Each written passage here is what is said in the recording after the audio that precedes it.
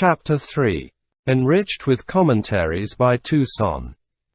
In the garden, near the railing on the street, there was a stone bench, screened from the eyes of the curious by a plantation of yoke elms, but which could, in case of necessity, be reached by an arm from the outside, past the trees and the gate. One evening during that same month of April, Jean Valjean had gone out. Cosette had seated herself on this bench after sundown. The breeze was blowing briskly in the trees. Cosette was meditating. An objectless sadness was taking possession of her little by little. That invincible sadness evoked by the evening, and which arises, perhaps, who knows, from the mystery of the tomb which is ajar at that hour. Perhaps Fantine was within that shadow.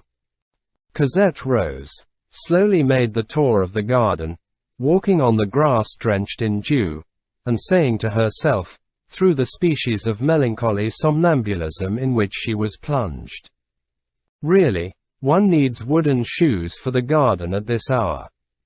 One takes cold." She returned to the bench. As she was about to resume her seat there, she observed on the spot which she had quitted, a tolerably large stone which had, evidently, not been there a moment before.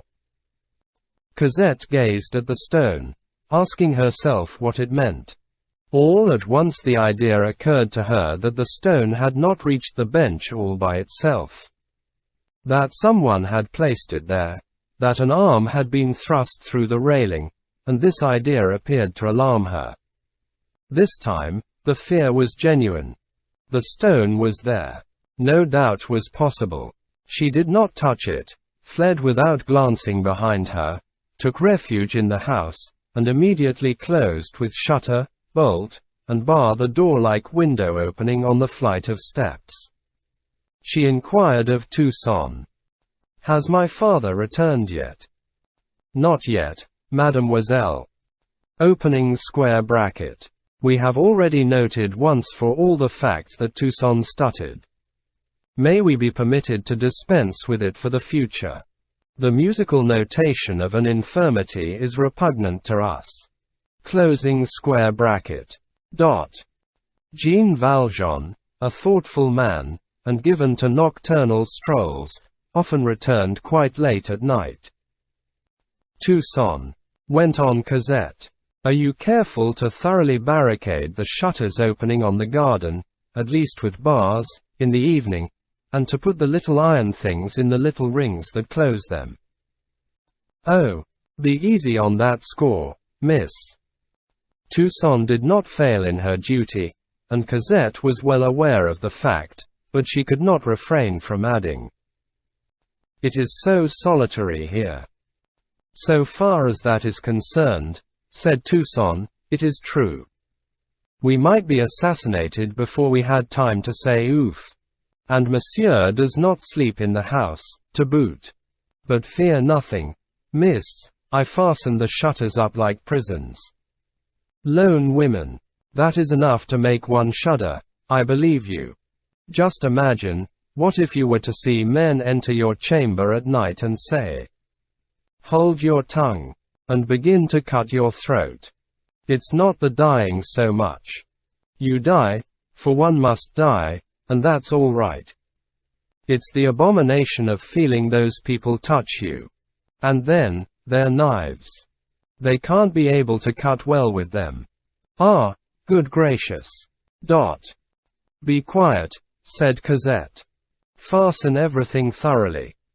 Cosette, terrified by the melodrama improvised by Toussaint, and possibly, also, by the recollection of the apparitions of the past week, which recurred to her memory, dared not even say to her, "Go and look at the stone which has been placed on the bench," for fear of opening the garden gate and allowing the men to enter.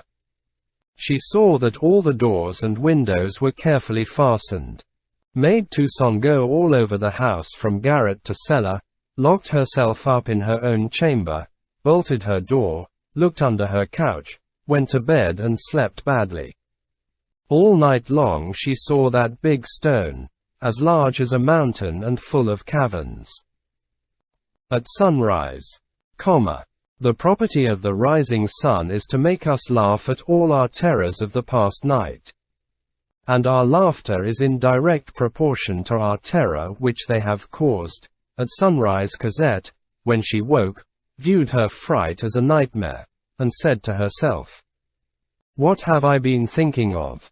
It is like the footsteps that I thought I heard a week or two ago in the garden at night. It is like the shadow of the chimney pot. Am I becoming a coward?" The sun, which was glowing through the crevices in her shutters, and turning the damask curtains crimson, reassured her to such an extent that everything vanished from her thoughts, even the stone. There was no more a stone on the bench than there was a man in a round hat in the garden. I dreamed about the stone, as I did all the rest. She dressed herself, descended to the garden, ran to the bench, and broke out in a cold perspiration. The stone was there. But this lasted only for a moment. That which is terror by night is curiosity by day. "Bah!" said she, "come, let us see what it is." She lifted the stone, which was tolerably large. Beneath it was something which resembled a letter. It was a white envelope. Cosette seized it. There was no address on one side, no seal on the other. Yet the envelope, though unsealed, was not empty. Papers could be seen inside. Cosette examined it. It was no longer alarm. It was no longer curiosity. It was a beginning of anxiety. Cosette drew from the envelope its contents, a little notebook of paper, each page of which was numbered and bore a few lines in a very fine and rather pretty handwriting, as Cosette thought. Cosette looked for a name. There was none. To whom was this addressed? To her, probably, since a hand had deposited the packet on her bench. From whom did it come? An irresistible fascination took possession of her. She tried to turn away her eyes from the leaflets which were trembling in her hand. She gazed at the sky, the street, the acacias all bathed in light, the pigeons fluttering over a neighboring roof, and then her glance suddenly fell upon the manuscript, and she said to herself that she must know what it contained. This is what she read. Chapter 4. A Heart Beneath a Stone. Cosette with letter. The reduction of the universe to a single being, the expansion of a single being even to God, that is love. Love is the salutation of the angels to the stars. How sad is the soul, when it is sad through love. What a void in the absence of the being who, by herself alone fills the world. Oh, how true it is that the beloved being becomes God. One could comprehend that God might be jealous of this had not God, the Father of all, evidently made creation for the soul, and the soul for love. The glimpse of a smile beneath a white crepe bonnet with a lilac curtain is sufficient to cause the soul to enter into the palace of dreams. God is behind everything, but everything hides God. Things are black, creatures are opaque. To love a being is to render that being transparent. Certain thoughts are prayers. There are moments when, whatever the attitude of the body may be, the soul is on its knees. Parted lovers beguile absence by 1,000 chimerical devices, which possess, however, a reality of their own. They are prevented from seeing each other, they cannot write to each other. They discover a multitude of mysterious means to correspond. They send each other the song of the birds, the perfume of the flowers, the smiles of children, the light of the sun, the sighings of the breeze, the rays of stars, all creation. And why not? All the works of God are made to serve love. Love is sufficiently potent to charge all nature with its messages. O spring, thou art a letter that I write to her. The future belongs to hearts even more than it does to minds. Love. That is the only thing that can occupy and fill eternity. In the infinite, the inexhaustible is requisite. Love participates of the soul itself. It is of the same nature. Like it, it is the divine spark. Like it, it is incorruptible, indivisible, imperishable. It is a point of fire that exists within us, which is immortal and infinite, which nothing can confine, and which nothing can extinguish. We feel it burning even to the very marrow of our bones, and we see it beaming in the very depths of heaven. O love!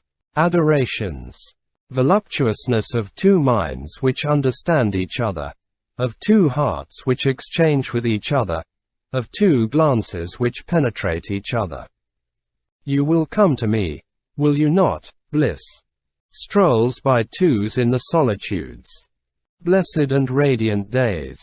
I have sometimes dreamed that from time to time hours detached themselves from the lives of the angels, and came here below to traverse the destinies of men. God can add nothing to the happiness of those who love, except to give them endless duration. After a life of love, an eternity of love is, in fact, an augmentation. But to increase in intensity even the ineffable felicity which love bestows on the soul even in this world, is impossible, even to God. God is the plenitude of heaven. Love is the plenitude of man. You look at a star for two reasons: because it is luminous, and because it is impenetrable. You have beside you a sweeter radiance and a greater mystery, woman. All of us, whoever we may be, have our respirable beings. We lack air and we stifle. Then we die. To die for lack of love is horrible. Suffocation of the soul. When love has fused and mingled two beings in a sacred and angelic unity, the secret of life has been discovered so far as they are concerned. They are no longer anything more than the two boundaries of the same destiny. They are no longer anything but the two wings of the same spirit. Love, soar. On the day when a woman as she passes before you emits light as she walks, you are lost, you love.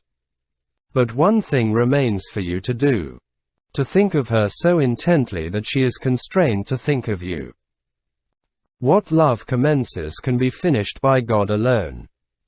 True love is in despair and is enchanted over a glove lost or a handkerchief found, and eternity is required for its devotion and its hopes. It is composed both of the infinitely great and the infinitely little. If you are a stone, be adamant. If you are a plant, be the sensitive plant. If you are a man, be love.